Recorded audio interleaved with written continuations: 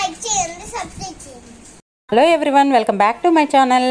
ఈ వీడియోలో మనం ట్రెడిషనల్గా బర్త్డే డెకరేషన్ ఎలా చేయాలో తెలుసుకుందాం. ఓకే, సో మనం దీనికోసం మనకి మామిడాకులు, అరిటాకులు, నెక్స్ట్ థర్మోకోల్ షీట్స్, నెక్స్ట్ వచ్చేసి పిన్స్ కావాలండి. సో మేమంతా గ్రీన్ అండ్ ఎల్లో డెకరేషన్ అనుకున్నాం. So this is the final output.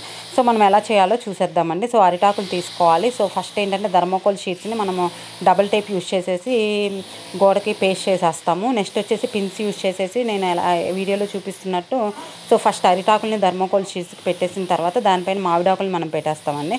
So మామిడాకులు పెట్టేసిన తర్వాత మనం ఏం చేస్తాము అంటే సో బంతిపూలు తీసుకొచ్చాం మేము.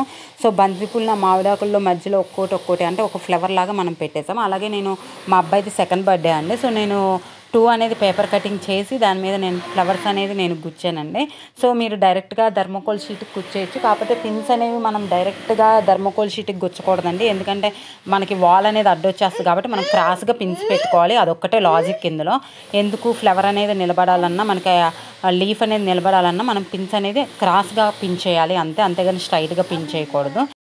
ఇలా మనం డెకరేషన్ చేసుకోవాలండి. సో మనం ఇది అనేది ఒక్క బర్త్డేకే కాదు, మనం అనేది పూజలు చేసుకునేటప్పుడు కూడా బ్యాక్గ్రౌండ్ ఇలా మనం డెకరేషన్ చేసుకోవచ్చు. చాలా బాగుంటుంది.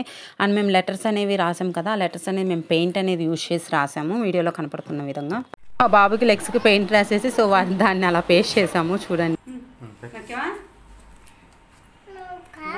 ఇట్లా దూరం నుంచి చూపించాం.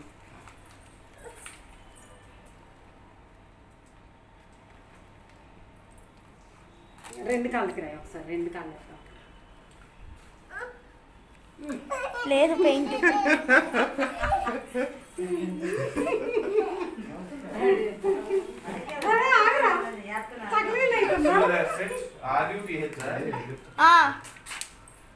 మిను చేస్తున్నావా?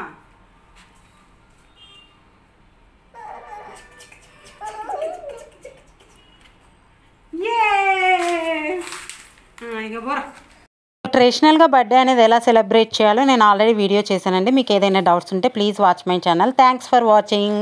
Bye bye.